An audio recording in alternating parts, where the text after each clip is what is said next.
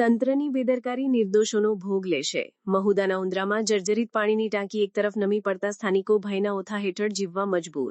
મહુધા તાલુકાના સ્વચ્છ ગામનો પુરસ્કાર જીતનારા ઉંદ્રા ગામનો કેટલોક વિસ્તાર હાલ ભયના ઓથા હેઠળ જીવવા મજબૂર બન્યા છે।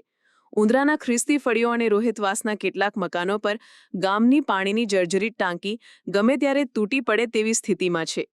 મહુધા ઉંદ્રામાં ખ્રિસ્તી ફળીઓ અને રોહિતવાસ વિસ્તારમાં 25 વર્ષ જૂની પાણીની ટાંકી એ હદે જર્જરિત થઈ ગઈ છે કે માત્ર ડીજે વાગતા જ પાણી ભરેલી ટાંકી ધડામ કરીને તૂટી પડે।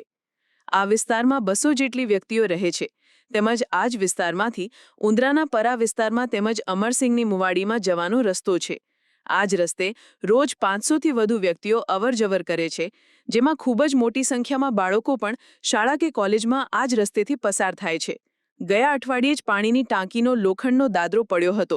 સદનસીબે કોઈ ત્યારે એ જગ્યાએ હાજર નહોતું।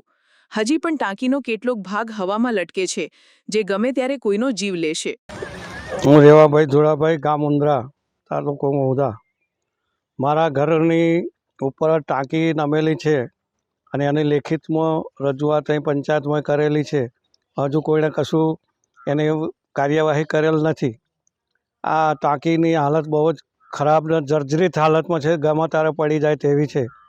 તો આના માટે શું કરવું, અમે શું કરી શકીએ? કારણ કે અમે તો જે લખીને આપ્યું છે પણ હજુ કોઈને એનું કશું એક્શન લીધેલ નથી। તો આના માટે કંઈક ઘટતું કરવા વિનંતી કરું છું। જે કંઈ અધિકારીઓને લાગતું વળગતું હોય એમણે આમાં ધ્યાન આપી અને યોગ્ય કાર્ય કરો એવી મારી નમ્ર વિનંતી છે। બીજું તો શું કહું હું તમને। કેટલા વર્ષો જૂની આ ટાંકી? લગભગ 40 વર્ષની અંદર હશે આજુબાજુ। હંસાબેન હસમુખભાઈ વણકર, મારું ઘર નજીક છે। ટાંકીની ગામ સભામાં મીટિંગમાં બધાય મેં રજૂઆત ભરાઈને કરી છે પણ કોઈ આડા કાન કરીને જતા રહેશે।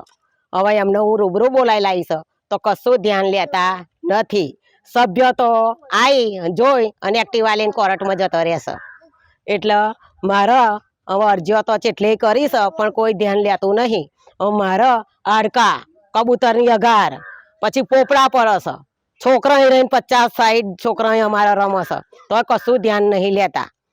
અને પાછું જોઈને શું કે પાડીશું, શાંતિ રાખો। તમારો મારો વિછળવાઈ જાય ત્યાં પછી અમારે કરવું છે કામ। એમને અમારો વિછળવાઈ જાય, છોકરું એકાદું આખું ઘર ઉઠી જાય તારે એમને ધ્યાન આલવું છે। સરપંચ સ્કૂલમાં જાય છે 10 વાગે અને 5 વાગે આવે છે, બસ બીજું કશું નહીં। આ બાજુ આવવાનું નહીં, ચોકડી સુધી આવે છે અને ફરી જતા રહેશે। મારું નામ ક્રિશ્ચિયન નેરિયસના છે।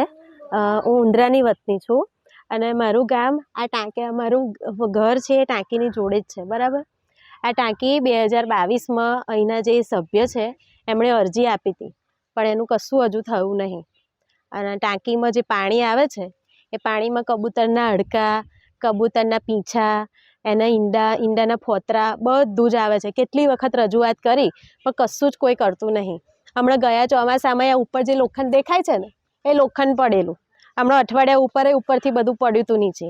હવે અમે આવતા જતા હોઈએ, આ રસ્તો અમારો છે, બરાબર, આવતા જતા પડે અને કોકને વાગે તો એની જવાબદારી કોની?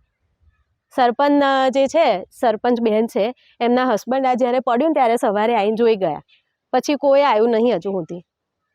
અમે તાલુકા પંચાયતમાં અહીંના જે સભ્ય છે એમણે 2-3 વખત અરજી આપી। એ બેન એવું કહેતા હતા, દેવ્યાની બેન, કે અમે તાલુકા પંચાયતમાં ટીડીઓને અરજી આપી છે પણ એ કશું કરતા જ નહીં। તો ક્યારે આવશે? જ્યારે દુર્ઘટના થાય, કોઈ કંઈ આગળ પડી જાય, દબાઈ જાય ત્યારે આવશે। ત્યારે બધું તંત્ર આવીને દોડતું થાય તો શું કામનું? કોકનો જીવ જાય પછી શું કરવાનું? અમારું ઘર અહીંયા જ છે, અહીંયા આગળ અમારા દિવાળીએ મેરેજ છે, ત્યારે બધી પબ્લિક ભેગી થશે અને ત્યારે કંઈક થશે તો કોણ જવાબદાર એના માટે?